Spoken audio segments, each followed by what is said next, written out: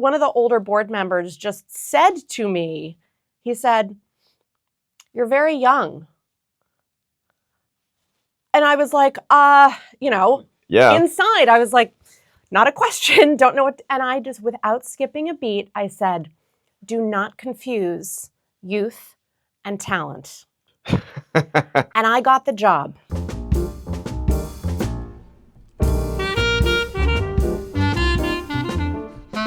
Welcome to Insider Trading, the show where we trade secrets with industry professionals, all the stories behind the success. I'm Ravi Kantha, and with me today is Tamara Eaton from Tamara Eaton Design. Tamara is one of the most successful luxury interior designers in the industry. She's got projects across New York City, the Hamptons, Westchester, Connecticut. She can work anywhere. She's done projects all over the world. And really, she's celebrated for her ability to sort of blend old and new, make you feel sort of that luxury aesthetic, but also sort of a playful, whimsical vibe. And I think it's really, really special. And I've seen some of her spaces. They are incredible. Thank you, Tamara, for joining us today. Really appreciate you being here. Thank you so much for having me. What a fun development in kind of our friendship and business relationship. Yeah. We've known each other for a long time. I think we've worked with some of the same people. And I think one of the most enjoyable things I've done over the years is just coming to walk through some of your projects, right? And just seeing what you've put together, sometimes after we sold it, right? And that's really fun for me, is to see what the finished product ends up looking like after somebody that I know has gone through that process with you, and just sort of like the back and forth of your job is always really fascinating to me, because it gets much more emotionally intertwined. You kind of dive into like people joke about real estate brokers being like therapists, part-time therapists, right? We have to work with people through the highs and lows of a search and sometimes really hard parts of their lives. But I think you have a different dynamic, right? You dive in deep with people for an extended period of time, and you learn so much about your clients because you're talking about their personal space, right? And why they want it to be the way they want it to be. But I think what's even more impressive is, as like a top interior designer, you have to sort of show them what they want, right? Because they don't always know. And I think that's one of the most like interesting talents that you have in your business, is the ability to sort of figure out what works for somebody, apply your own aesthetic, and then also make it in a way that they like. Tell me a little bit about your business. What's going on right now? What are you working on? I'd love to hear about some of the projects you're working on right now. Sure. So I started my company a long time ago, about 17 years ago, and we started in New York. I went to college here and I stayed on, and I knew that this was the place I wanted to be for the rest of my life. I've had a great opportunity to travel a lot in my life. New York has that special quality that I think will never, it'll never dissipate. It'll never disappear. There's still something magic. Like when you land the plane and you're coming into one of the airports and you see the sparkle of the city. It's just the magic, right? And I think New York is so interesting in many ways. You have these beautiful old townhouses. We actually, a lot of our work is townhouse work. Yep. And it's this bringing these old townhouses up to a modern life for people. We live in very different ways than we did 100 years ago. So being able to have the vision that you're talking about, how do you translate a building that was built over 100 years ago, when there was staff, there were, like we didn't have electricity. It was just a completely different way of life. It's like you still find live gas sometimes in these old townhouses to illuminate gas lamps. So you just think about the evolution, and being able to be a part of that, I think means a lot. Sure. Like a rebirth for these buildings sometimes, right? Absolutely. And I think the interest of the old and the new, how to keep what you need to keep to be historically relevant and celebrate everything that was really crafted at that time, but then be able to pull that into a beautiful modern living space. Sure. So I think that is, we've done new developments, we've done apartments, we've done everything, but I think just seeing how how much New York is this evolution Sure. is really interesting. Yeah. And so when did you start your business again? 2009. How old were you? I was young. I was in my late 20s. Late 20s. Fair. So late 20s, you start your business. I think one of the things that's fascinating about New York City, about also working in like the ultra high-end luxury space, right? When you're dealing with high net worth individuals, people who are really demanding, but you're not alone, right? Everybody's vying for their business, right? There's so much competition. And one of the questions I've always gotten as a broker, it's like, well, how did you break into it, right? So that's my question for you. How did you start working in high-end interior design? Because it's not easy to take that first step. Like, what was your process? Yeah, so I actually always thought I wanted to be an architect. When I was younger, I went to, in high school, I went to architecture summer camp. Like I was Architecture summer camp. I went to So architecture you're a summer camp. secret nerd. Totally. Okay. And so I thought that was going to be my path. And then as I got to college, I realized that I actually wanted not just a high school education with an architecture background, which would have been fine, but I was so interested in city planning, art, just, like the history of architecture. I was much more interested in more than just architecture. Okay. So I went to NYU, I studied, I took 2 majors. I was a total nerd, but I loved it. Yeah. So then I started applying to architecture companies to intern for them. So I really didn't hear back from many people, and I finally heard back from one, and they took me under their wing, and they didn't give me anything to do that was real because I was an intern. Sure. I knew how to draw. I knew that I knew what I was going to do. But the architects, they didn't trust me yet.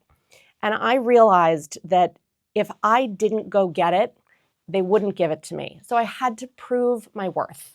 I remember a friend of mine at the architecture firm years and years later, she said, Tamara, I knew you were next level because nobody gave you anything to do. So you decided to go get the takeout menus and organize them. And I thought, that's pretty nuts. But so you organized the takeout menus. I was hungry and I wanted awesome. it. And I was showing that I just was going to have initiative and break in there no matter what. So it's kind of just a little cute story, but it just shows that when somebody doesn't give you the work that you want, you have to prove to them that you can do it. Right. Got to go get it. Yeah. And so, a couple months later, they gave me a townhouse to do in the West Village. And it was one of the most beautiful townhouses. And so Amazing. it was a lovely townhouse. And it was a gut, and that really gave me the confidence to know what I was doing. Sure. And I had the eye and I had the background, and maybe I hadn't made a million mistakes to make me, the best, and but I was young, so Sure. it was great. When I started my company, I knew I really knew I could do this on my own. It's like, just, I guess maybe overconfidence is what got me there. I was young enough that if I failed, I wasn't married, I didn't have kids, I was going to go live with my parents. That was the worst thing that was going to happen. Sure. So I tried, and luckily I got a big ground up job in the Hamptons for a repeat client, and that really set me off, into it really propelled me into the next. That job got into the New York Times. Oh, amazing. Which was it was just an architectural masterpiece. And what year was that? You said you started in 2009. That was probably 2011, 2012. Which, by the way, all these, you started in the midst of one of the worst real estate markets of all time. Absolutely. But at that time, I was cheap because I was on my own. I was just starting. People were willing to take a chance. What'd you do between internship and starting your own company? Were you working at another shop? From internship. They brought you on. They brought me on full time, and I ran their interiors department. Interesting. So okay. when I left, they had to hire. So you had your experience then, and then you went off. So Exactly. The Hamptons job is the big one for you to get you started. Absolutely. Get your name out there a little more. What happened next? You got this job. It gets featured in the Times. Where'd you go from there? It was all word of mouth. Uh-huh. At that point, it was just telling everybody I knew that I was in business and anything, I would take anything. You know, it was a kill to eat kind of a mentality, right? Which I probably still have. Gotta eat what you kill. That's it. Exactly. So there's a hunger and an excitement. And I always feel like every project that I have is like you do the best job and you're like, okay, but I still can do better and I still can be faster and stronger and um, just kind of thinking about what are the best jobs that I can do? Who are the best people I can work with? Who are the best people I can work for? Sure. So I think from there I was very successful because I had done a townhouse. And once you do a townhouse, people get comfortable that you know what you're doing because it's a big enough It's a project. niche. It's also a niche, right? Like It people want to is. know. As a broker, what I'm always saying to people is, please don't hire the architect and designer who've never done a townhouse before, because you're adding so many layers of stress because you're gonna be their learning experience. And yeah, for somebody's got to be that, but it doesn't need to be you, right? Like it does not need to be you who is this person's learning curve, because it is so hard to figure out. The buildings are 100, 150 years old, right? There's neighbors attached to you on either side. By the odds, they are probably grumpy and they're really upset that you're hitting the walls essentially for 2 years, Maybe right? you're landmarked. Yeah, you got to right? go landmarks, Yes. historic districts. You got all these complex layers of issues. And if you don't know what you're doing, it's a really, really challenging process. It's a really challenging process when you know what you're doing. So to have the experience makes me as a broker, makes anyone who's going to hire you for that kind of job, gives so much more comfort, right? And I think that's so important. So you had the townhouse experience, so that led to more of those types of jobs? Exactly. And I befriended some architects. I was very lucky to be able to work with some really good architects in the business. And I Who's your learned, favorite? and my favorite architects are the ones that refer me. Yeah, there you go. That was the sales response. I like it. Exactly. But I've been very lucky to work with a few really good architects that I think just have an incredible eye, and they're guys who've worked in the townhouse world for so long, and you can watch them, right? And I think one thing that you never stop doing as a good designer is asking questions, looking around you, seeing who else is good. What are they doing? How did they put that together? Yeah. You have to keep learning. Yep. Tell me, I think for some of the people watching, it'd be helpful. What's the difference between the design, what you do on interior design and what the architect does? What's the difference in a job? Like just the basic stuff. Like we know the architect's supposed to draw plans or like figure out logistics and filings and all that stuff. But I think a lot of people feel like when they don't know this, they assume some major overlap. And there's some overlap for sure. But like, tell me what you believe is like, here's what I do that the architect cannot do or does not do. Here's what I do better, right? If you were given that pitch, I'm just curious, like what's the stuff that you want to tell people, like this is what an interior designer does on these projects? I think that's a really, really interesting question. Clients actually often have this question, and they pose it to both the architect and the designer, and they say, I don't want to duplicate work. Right. And it's a mentality that is totally understandable, but the best projects, there's no duplication of work. It's all collaboration. Right. And that is the key. When you have a project of a certain size, you have to collaborate. So for example, I'm working on a combination of 2 townhouses in Park Slope. Okay.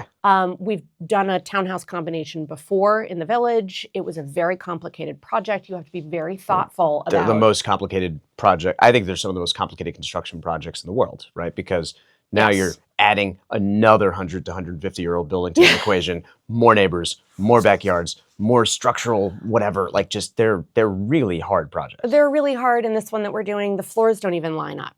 So we have to make all the floors line up, and the ceilings have to line up. Yep. And so it's a beast. But the collaboration is I do the interiors. What does that mean? We do everything from lighting layouts to tile selection to where does the niche go in the shower? Should we build a nib wall? how does the vanity connect to that nib wall or the glass shower wall? There are a million mini decisions that one has to make on a project. Mm-hmm. But if we don't do it hand in hand the whole way with the architect, they can do space planning and they're probably really good at it. But what they don't always think about is, where does that niche in the shower go? Does it fit in that wall? The good ones do, but they ask you, hey, is that where we want it? Right. How big should it be? Is it surrounded by marble or tile? Should it be hidden? There are a million little decisions like that. So certainly paint colors, window treatments, soft furnishing, lighting, all the traditional decorating stuff we do with a little bit less collaboration with the architect, because it's really strictly interiors. Right. But I think the core of the building, it's how big is your mudroom? How many kids do you have? Is the mudroom big enough for all the kids to have their own cubbies? Are the shoe cubbies big enough for the kids' shoes? Right. It's minutia. Right. And you got to have the architect on board to walk the client through that process. Sure. And that's how you get high end. That is how you get a bespoke home, not just another project. What I usually tell my clients for the short answer when they ask me, when I'm like, I got to introduce you to Tamara and to this architect and whatever. And they're like, well, do I need, like, I've never done this before. Do I need both? Is it redundant, right? Like, I usually say, like, look, the architect is going to plan out your whole house, right? They're going to give you the most amazing floor plans ever. And then the interior designer, Tamara, is going to come in and make sure when it's done, it actually feels awesome and feels great and looks amazing. Because the plan is a plan, and certainly some of the architects have that capability and in-house interiors and everything. But you really do want the right person to help you create the space. You're gonna, like right here, like you're gonna sit in this chair, you're gonna look at the wall, the lighting is gonna impact things. And I feel like that's where the high-end interior design makes such a difference. And there's a reason, when we deal with developers who are selling spec townhouses or, product like that, and they're like, well, why is this house get such a big number? It's like, well, that was an AD 100 designer who did the interiors, and they took it so much further than the white box you're trying to sell, right? And the reason is people can't visualize things, but when you walk into a space that's been outfitted by, like, I've seen some of your finished projects, and when you walk into that space, like, it feels like home, right? Like, right away. And I think that's such a big difference. Interesting. So now you're not just an interior designer, you're a mom, you're a wife, you got a whole other side of your life that actually probably is a much bigger part of your life in your own head, right? Like, I know you professionally, so you're just the interior designer to me, right? But tell me what it's like, like, what's it like being a mom, having kids, juggling all that with being like a top interior designer where you have clients who are super demanding, probably call you at any hour that they feel like. What's that been like for you? And how different is it pre-kids, post-kids? Like, how have you adjusted? I think people would love to hear about that. Yeah. So my baby is my business, and it's interior design.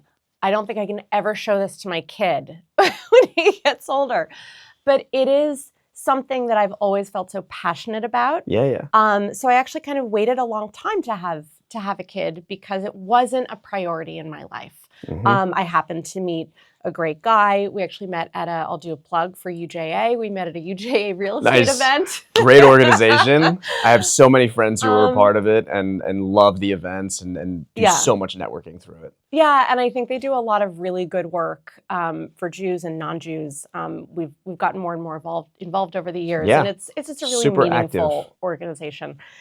So he and I met at a UJA event, and we had we now have a 4-year-old, which is really, really fun. One thing that I realized pretty quickly about myself is that I am. I don't know if you know this guy, Jonathan Haidt. He's he just wrote The Anxious Generation. Yeah. He has really great content. Really great content. He's a professor at NYU. Mm-hmm. I guess I'm a cult member of his. So no screens. No screens. No social media. And then also he has a joint. I think it's a nonprofit with Lenore Skenazy called Let Grow. And I guess I'm also a cult member of Let Grow, meaning I'm not a helicopter mom. he's super capable. He's 4. Yeah. I always think that he's able to do whatever he wants, and I kind of treat him like a little, a little man. Little man. But I don't worry about him, and I think that that's something that really rubs off. That he's not worried. He's just a super happy, well-adjusted kid. Sure. I'm reading more and more about how parents need to back off of their kids and not overschedule them and let them be and explore the world. So I think that's been a very healthy approach because I love what I do and I love my business and my clients and my projects. And he is also able and capable to explore the world on his own. Yeah. So I've taken him to job sites. He's come to many a construction site. So you get him a tiny hard hat? And he has a full construction uniform. Love it. He has a plastic hammer. He has the goggles. He has the whole thing. But it's been really sweet. He's come on job sites, and like some of the foremen bring him around to play with him and show him stuff, and he gets to hammer. And that's so fun. It's really fun. Like what 4-year-old boy doesn't want to be a contractor? Yeah, of course. So so to be honest, segregating those two things is fine. Yep. But actually, those can exist together. Yeah. So that's been really nice. Yeah, I think people talk about work-life balance, and I don't think there's really. I don't love the term because, the best version of me at home is the one who's succeeding at work and getting things done at work, and I love what I do. So like, as long as I'm doing what I'm supposed to be doing at work, I'm gonna be better at home, like 100%. So like, I know that like I need to compartmentalize a little bit, and I'm better with my kids when I get home and I turn my phone over and put it in a different room. Really, I would love to say I do it on my own all the time. Sometimes my wife actually takes it from me. Right. You're asked to put it in a different room. Yeah. It's like, what are you doing? I was like, Dad, take a quick call. Nope. It's time for the kids. But I think that makes me a more present dad in those moments. But it's, the idea of total balance, I think, is if you are really passionate about what you do and you run your own business or you do anything where selling yourself and your services is a big part of your life, it's really hard to turn off, like very, very hard. Yeah. I've struggled with it all the time. I think the best thing I've done, like I said, is being able to just have these hour blocks where I just don't touch work. But I think to have like the real concept of work-life balance, I don't know that it exists if you're like in a business where you sell yourself and your services all the time, right? Like if you're a salesperson for yourself, it's hard to turn off. But also then your kids see what passion is when it's modeling a certain type of life, right? Yeah. I don't just have a job. I'm doing something I really care about. I'm doing something that's interesting and that gives me meaning and purpose. It's not just work. And I think that actually modeling that behavior as a parent is one of the most valuable things you can give your kid, because it's like, find meaning in your life. What does that mean? To me, look, you're the role model. Yeah, you and your husband. Something different to you, right? But I don't know, go big or go home is a great, it's like a keep it simple, stupid, but that's really what life is about. Like, do it. I'm sure people on my team are going to laugh when they watch this, because you have said probably 8 things that I say on a weekly basis.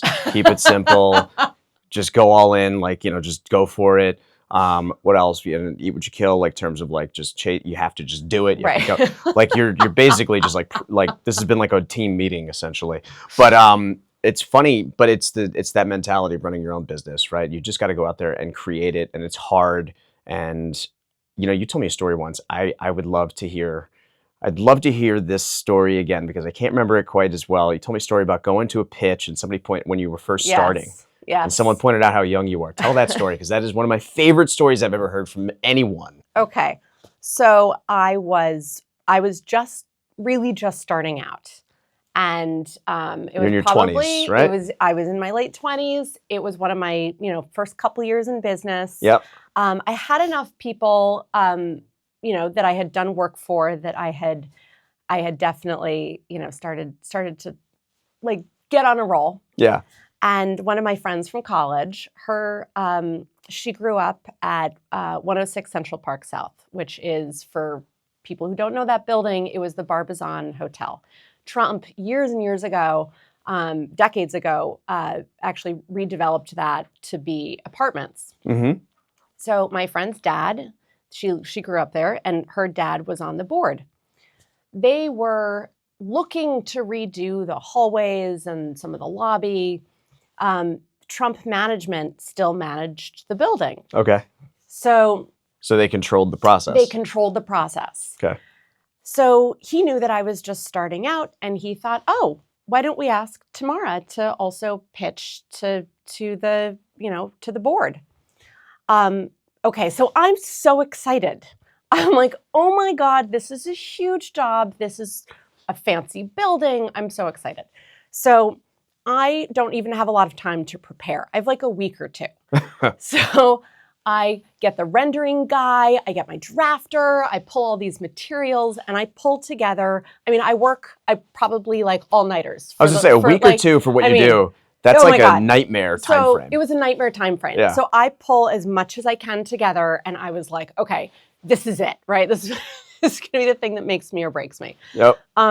So I go to the pitch, get all dressed up, and I walk into the Trump building on Fifth Avenue, the big gold one. Oh, yeah. Where he has his offices. Black and gold with the escalator and everything. It's like completely intimidating. Yep. You walk in, I'm like, it's terrifying. Yeah, it's terrifying. And I walk in alone, and I have my renderings and my big mood boards. I would love to see a video of what I would yeah, just carrying all your stuff.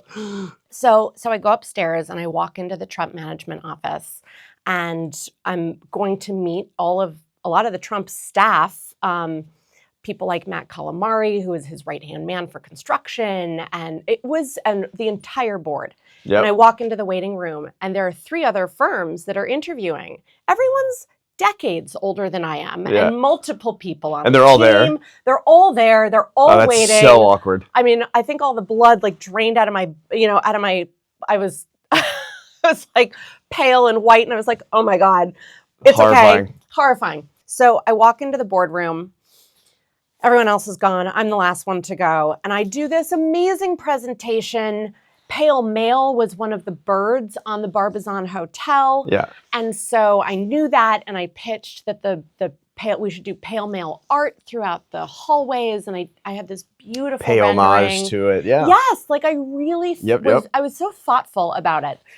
And so all the board members were pretty old. And how many people, by the way? I mean, it was probably 25 people. So 20. I mean, this big corporate Trump oh my God. boardroom. And there were no questions. Get nervous just listening to this. Right, so there were no questions. One of the older board members just said to me, he said, "You're very young." And I was like, inside, I was like, not a question, don't know what, and I just, without skipping a beat, I said, "Do not confuse youth and talent." And I got the job. Nice. And I got the Closed job it. because of that. Yeah, confidence. Because I had confidence, and they told me later on, they said, why we gave it to you, we loved your design, but we also thought that you actually could stand up to the management team. Yep. So that was it. People really care that you are going to give your opinion, it's going to be strong, and it's going to be thoughtful. Yeah, strength and confidence is, I think, across every industry, right? Like, people want to see that. Nobody's hiring someone because they seem insecure, right? Like, absolutely. Ever. And you know what? I think one of the big things that I've learned in my business is, and talking to clients throughout the years, you too, you don't just tell them. You tell them, and then you tell them why. Yeah. So that you actually are credible.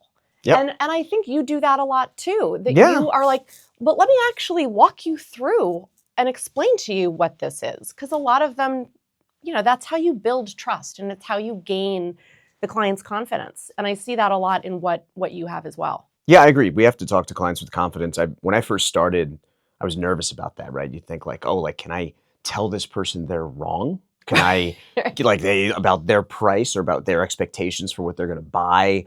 or their assessment on anything of the process, right? And it was really, I handled it more delicately when I was younger. I had my moments where I like really I had my own board member moments, right?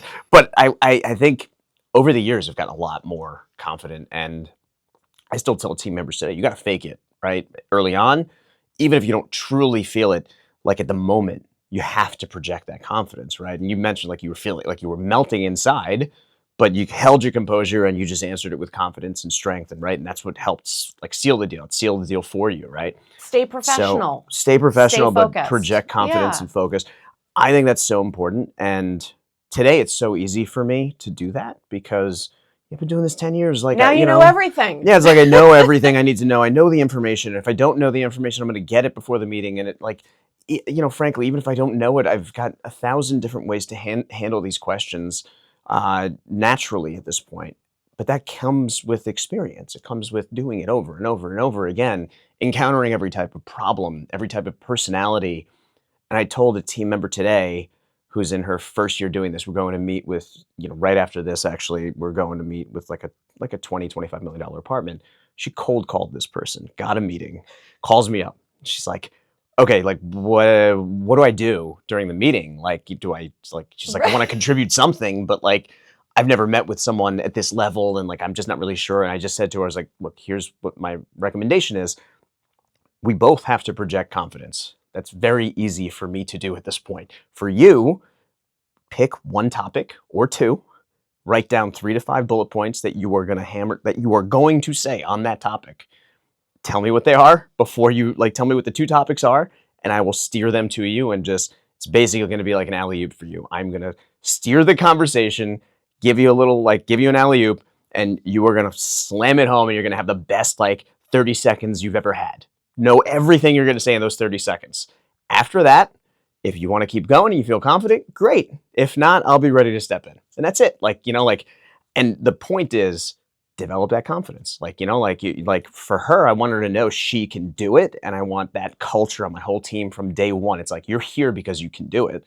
And if you can't do it, get out. But the fact that you got the meeting in the first place, right? You can do it. So right. That's but the also, whole. That you're telling them, be prepared too. Yeah. Don't just wing it while you're there. I think that's really actually interesting advice that think about what you need, think about what you want to do before you go do it, and then you have intention. I scripted everything for years. I didn't follow it to a T, right? But when I used to cold call, I had cold call script, and I had what I would say for the first 30 seconds.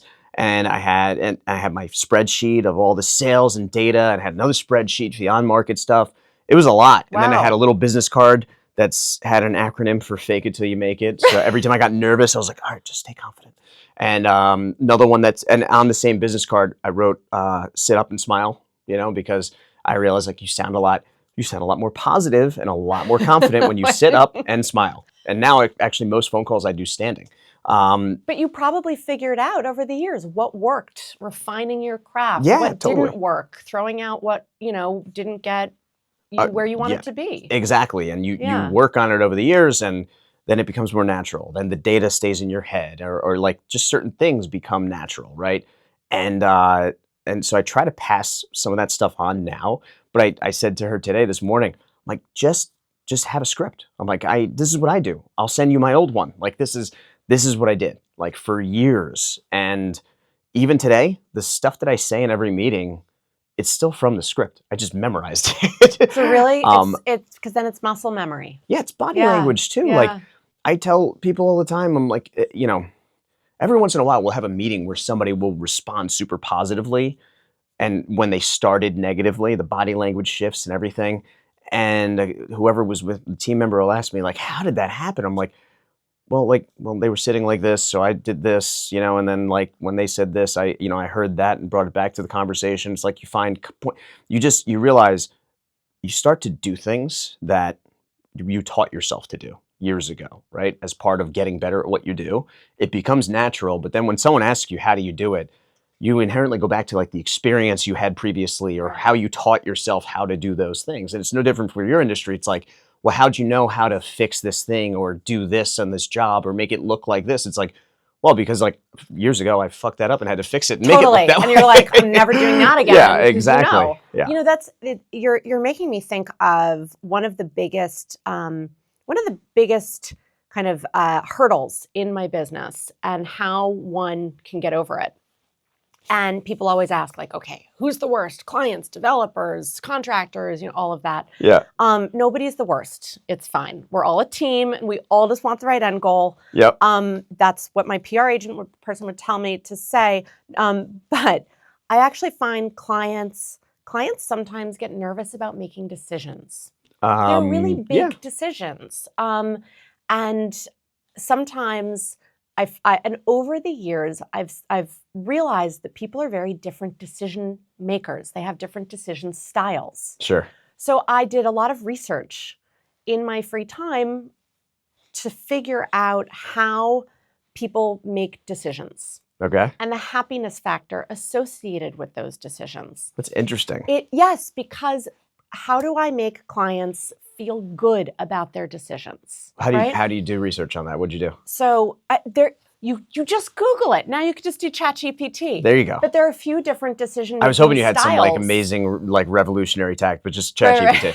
Right. All right, fair. But there are a couple different decision makers. Some people can make decisions very quickly, and they want 3 choices. And that's all they want. They never want a 4th choice. They just want 3 choices. They will pick, and they will forever be happy. It's me. There are other, but see, you already knew that, right? There are other people, you can show them 3 choices. They need to see 100 choices to feel good about the first 3 choices. Yep. And the one that they, will ultimately select is 99% one of the first 3 choices that I showed one of the them. first ones, because you knew them and what works. Yeah. But they can't get there without that process. But they can't get there without that. And it has nothing to do with me. It's a decision-making issue. I won't say issue. It's a decision-making personality style. Right. And so once I identified that it wasn't we didn't need to get frustrated. We just needed to say, okay, you need to go look at 100 sofas. Let's go do that. Right. Let's not actually waste time. Let's just go do that. And then we can come back to the 3 great options and move on.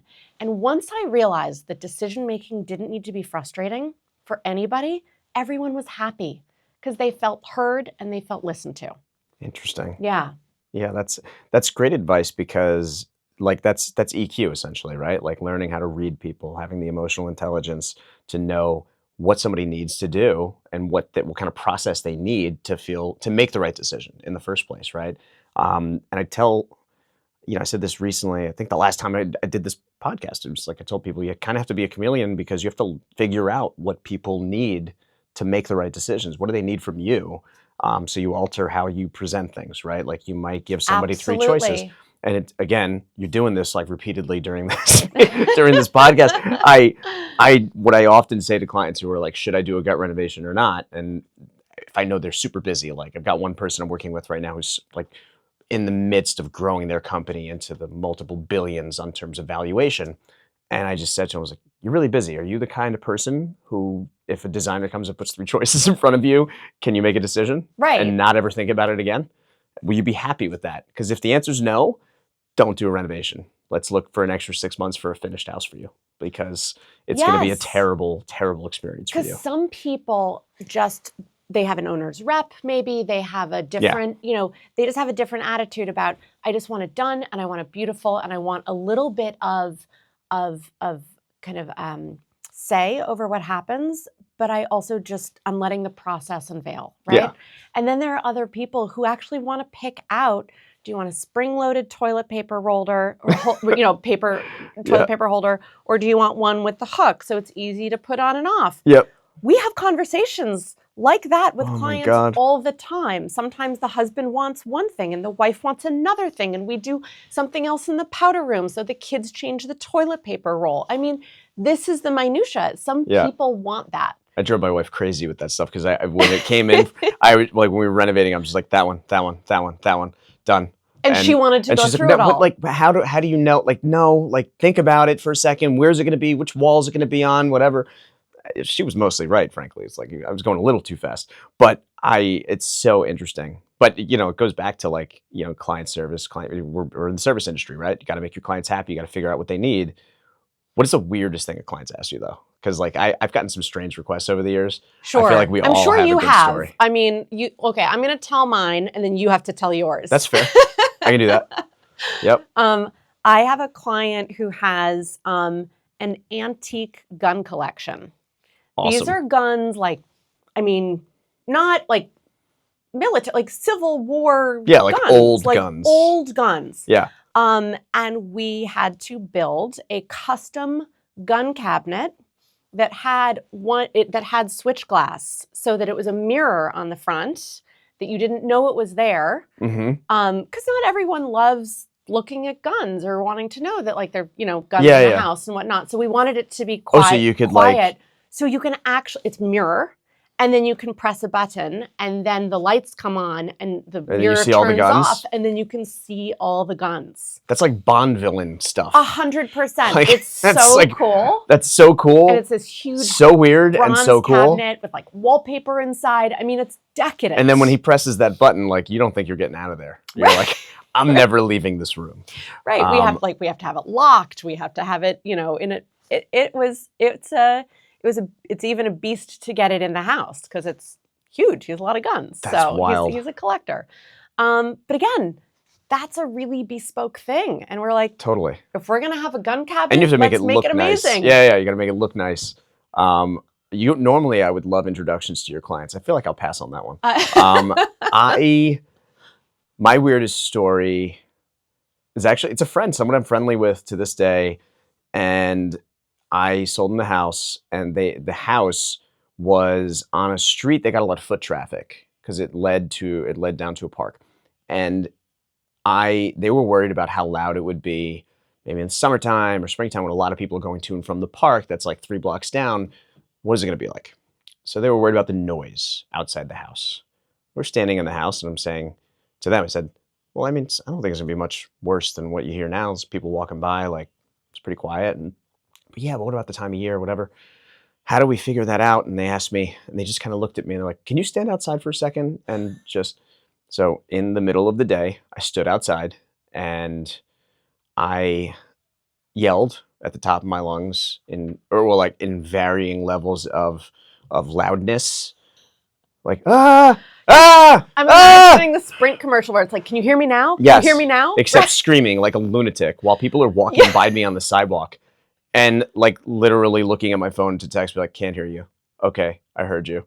And it was like, okay, we figured out that like I have to scream at this level for you to hear anything outside. Did they buy the Cool. house? They did buy the house. Good. Yes. They It bought was the house. worth it. Yeah. No, totally. I mean, I looked like a complete idiot in front of probably like 30 to 35 people who walked by. Right. But who cares? No one called the cops on you. No, That's they great. didn't. Well, I was Or at is that a bad They thing? might have called the cops, but I was gone before the cops got there. It was fast. But it was. But I tell the story sometimes to other brokers, people on the team, whatever. It's funny, but it's also you do whatever they need. Like whatever the client needs, you're gonna go do it. Who cares? It's weird, whatever. Like you just go do it. And some parts of our job are like luxe and glamorous. It's usually the finished product. Yeah. But like it's usually at the end. most of it's not. Like most of it is just, it's normal. It's the grind. It's the work. It's just getting the shit done that needs to get done. Yeah, I mean, I always say that I'm like an urban Sherpa. Like I have a Hulkin, I have carpet samples, I have, it's grinding. 'Cause Yeah. you need to, we work in very physical environments. Yep.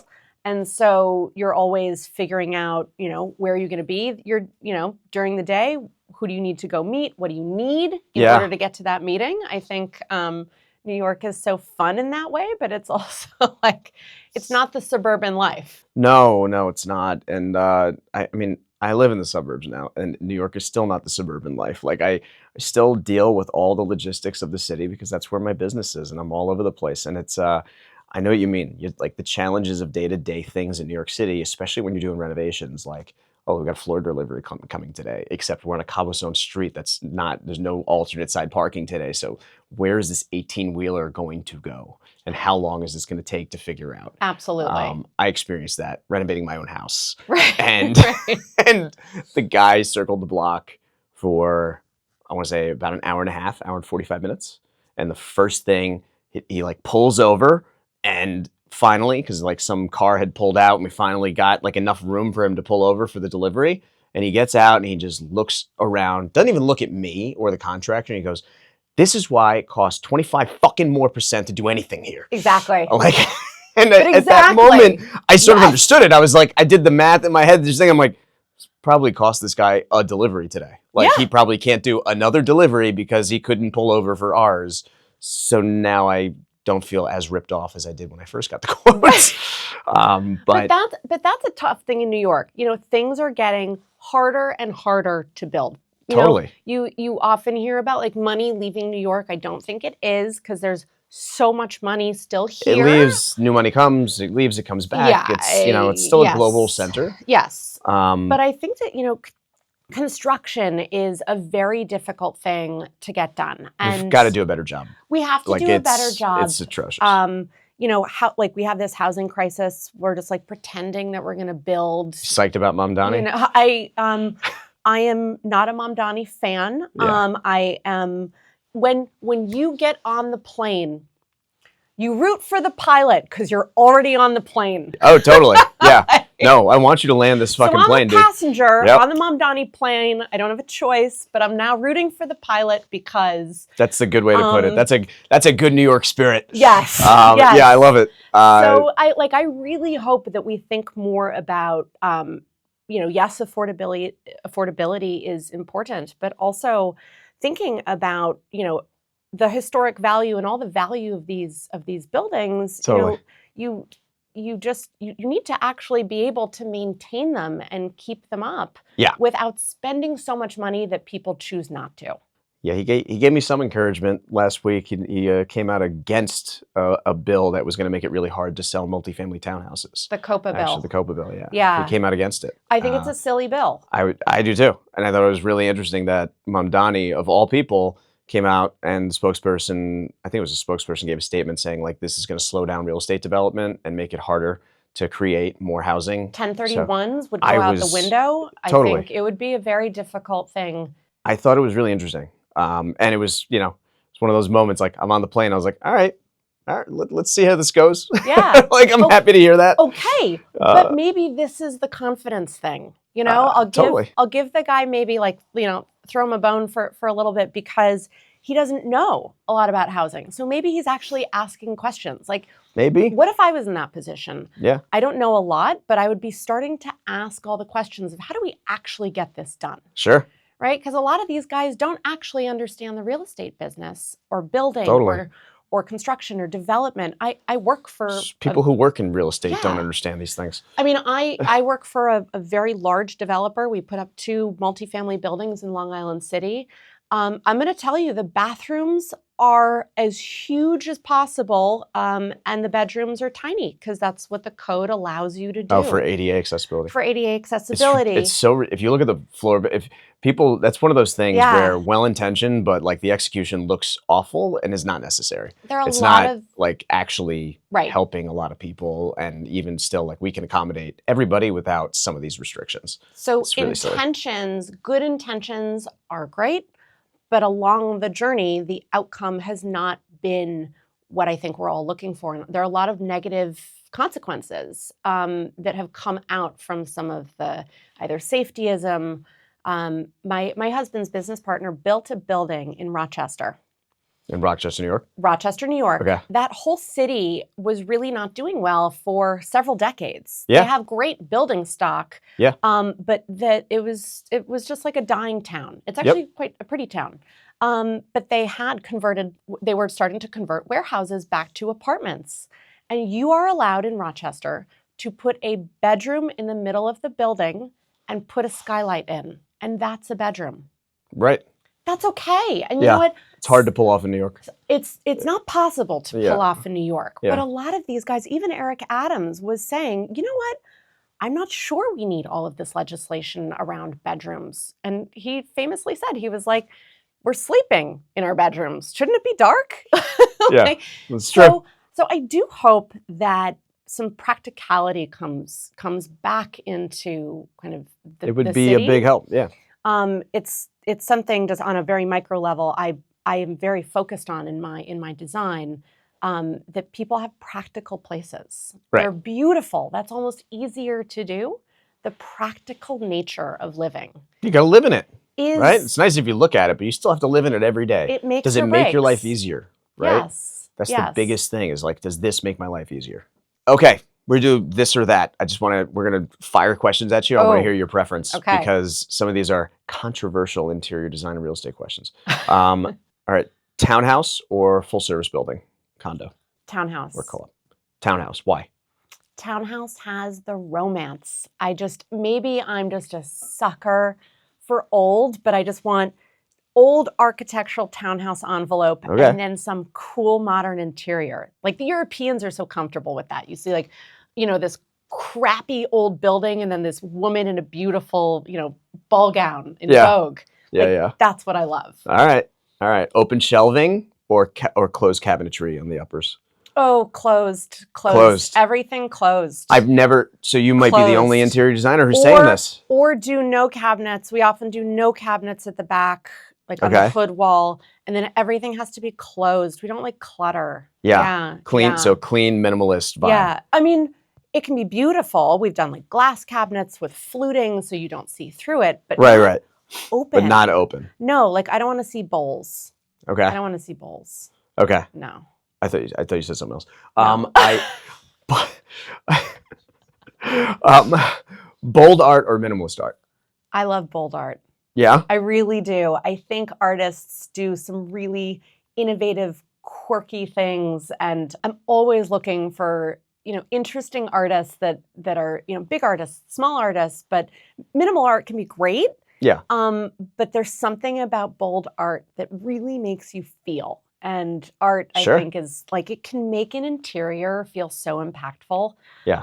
So you look at it as part of the interior, not like a clashing thing. Because I feel like some designers create their vibe, and the art is almost like a distraction, or like that, like it's secondary. It depends. Whereas, like it feels like you're more into the whole package of like it should all come together. It should all come together, but sometimes you need a little contrast for it to come together. Like you need a push. I like that. If you have a slightly more traditional room, you need a really modern piece to make it edgy, or the other way around. Right.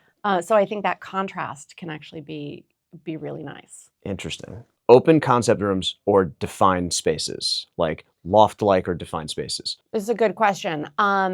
Well, you get what you get. If you're getting a loft, then you probably have a loft. But I think if you're rethinking a space, I think defined spaces are actually really nice. I think the sense of place is timeless. Sure. I think when you have open concept, you either are okay with kids' toys everywhere and noise, and it's just all everyone's together. Mm-hmm. But I do think if you want different rooms for different purposes, like movie and play and bedrooms and quiet spaces, I think life gets a lot more dynamic when you have different spaces in your house with different intentions and different feelings. Got it. Makes sense. And you're starting to see it come back a lot more in the last 5 to 7 years. I feel like there's a trend back towards defined spaces. Even if it's open, it's like there's some delineation of space. I think this sense of place is really nice. And kind of quieter vignette moments in an apartment or a townhouse can feel just lovely in a way that a big open space feels sometimes overwhelming. Got it. All right. So for someone who wants to get into high-end interior design, what's one piece of advice for that person? I would say go to every show, go to every showroom, go to every convention at the Javits Center or the cute little artist studio. I remember when I started out, I really wanted to research what was out there. I think a lot of people de facto to online and searching and scrolling. And I think that you just don't get the same level. Right. Until you go see, touch, feel, meet the people, meet the makers. It is a world of difference to actually get into the business without a screen. Touching real estate, seeing it, feeling it, I think is a huge like a huge thing in interiors. That makes sense. You're not going to buy a townhouse just from the photos. You want to go feel it. Yeah, get that experience and help you really develop that baseline knowledge. Yeah. Yeah. I mean, there's so many little things that you can pick up being in a space. You're going to go see something in real life. Yeah.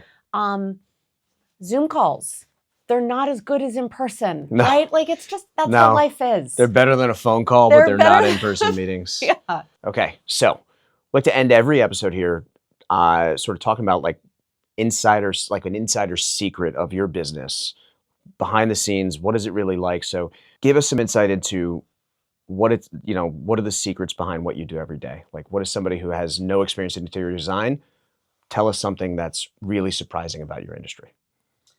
Interior design has this glamour attached to it. Yeah. Right? Like, there are a couple of professions that I think stylists and fashion and interior design feel like very glamorous, highfalutin jobs. And look, it's like every job.